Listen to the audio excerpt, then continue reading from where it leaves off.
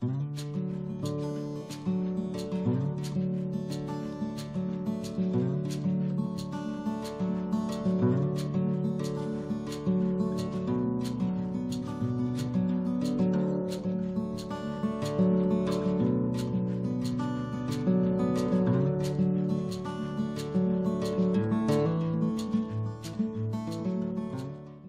day, YouTubers. Walter here.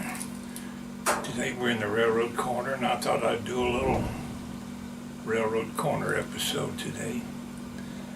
I spent quite a bit of time this morning cleaning out my file cabinets over there and throwing out a lot of old paperwork and stuff. I've got a lot of other paperwork around this house that needs to be gone through and find some of my stuff. But a couple of things I thought I'd share with you today. I rooted in the file cabinet and come up with a few things. I found some old railroad clippings. Now it was newspaper clippings.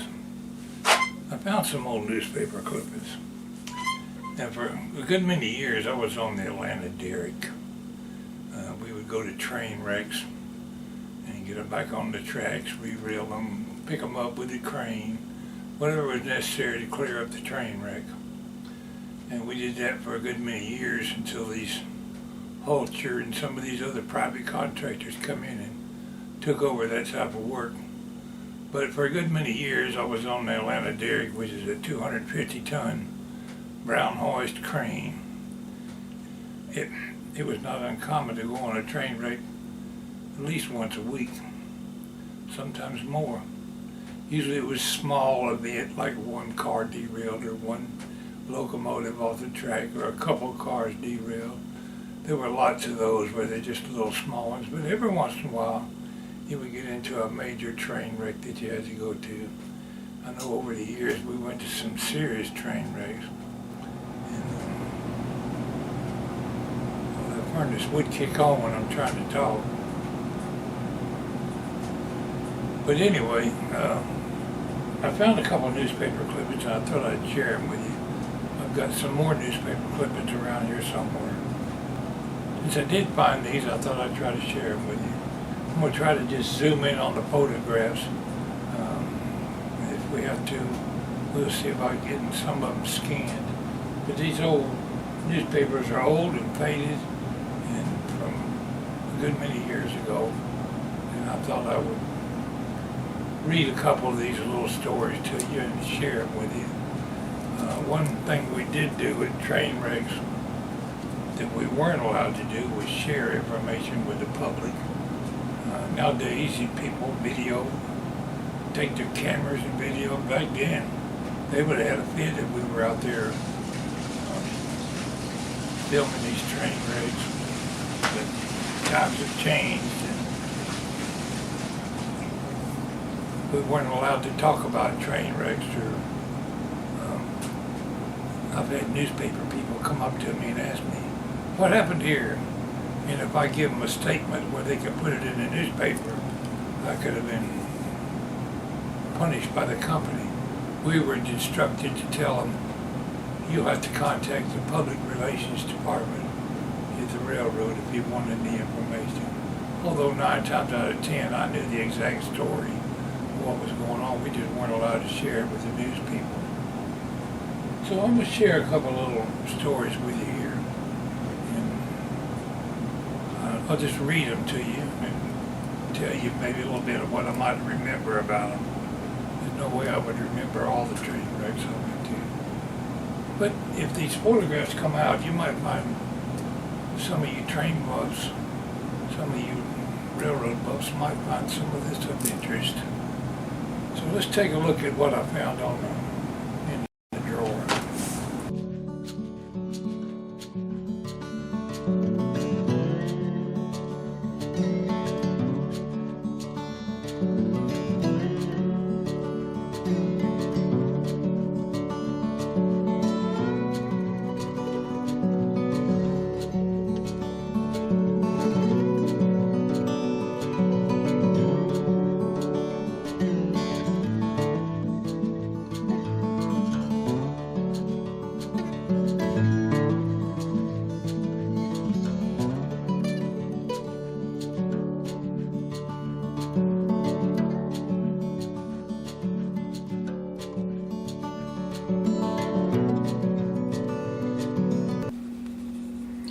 Now that checkered shirt right there towards the right with the hard hat on is yours truly, Walter Parks. These pictures don't even begin to cover some of the train wrecks we went to. Looks like we're on a railroad crossing. And they're pulling a boxcar with a bulldozer.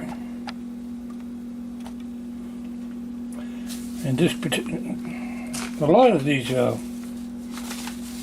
newspaper clippings I found here are in relation to 2 train wrecks at Calhoun, Georgia. This one here is in Gwinnett County, probably out there on the Stone Mountain Branch. And I'll read you the story. I must have shown this in different parts probably to keep the video from being too long. Derailment closes section of Buford Highway in Gwinnett County. This was Friday, September the 11th, 1981. A workman uses a bulldozer early Friday morning to move one of the 7 Southern Railway boxcars that jumped the tracks near Button Gwinnett Drive on Buford Highway. The train derailed in Gwinnett County Thursday night. The derailment forced authorities to shut down a section of the highway until early this morning.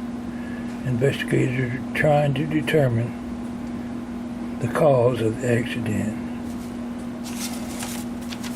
That would have been torn. I can't read it. Here's another copy of it.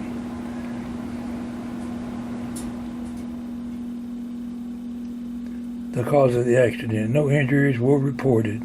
Southern Railway had reported another accident early Thursday morning when a switch engine collided with a tractor trailer on Mountain View in Clayton County. One minor injury was reported. See if we can get a look at old Walter Parks.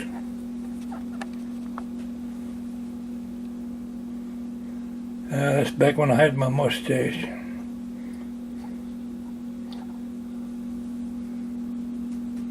I believe that's David Ellington with me that we're talking to right there.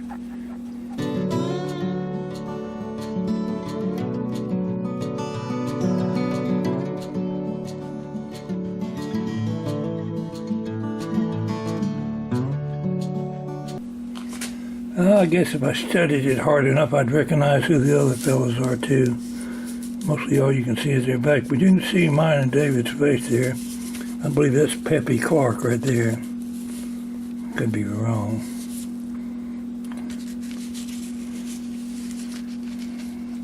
Those fellows aren't with us anymore.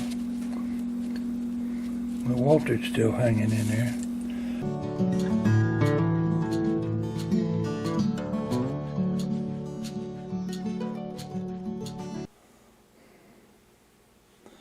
In my next video, I'll share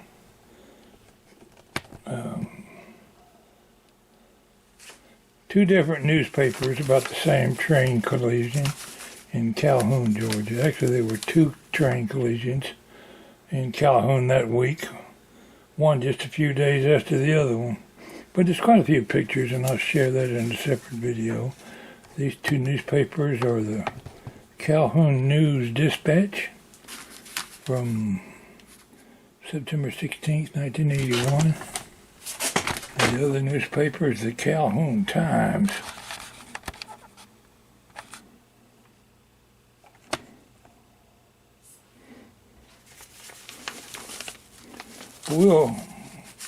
Depending on how this video goes, I'll share some of the photos. There's quite a few photos in this newspaper on that train wreck. I'll share that with you in another upcoming Railroad Corner video. Thanks for tuning in today, my friends.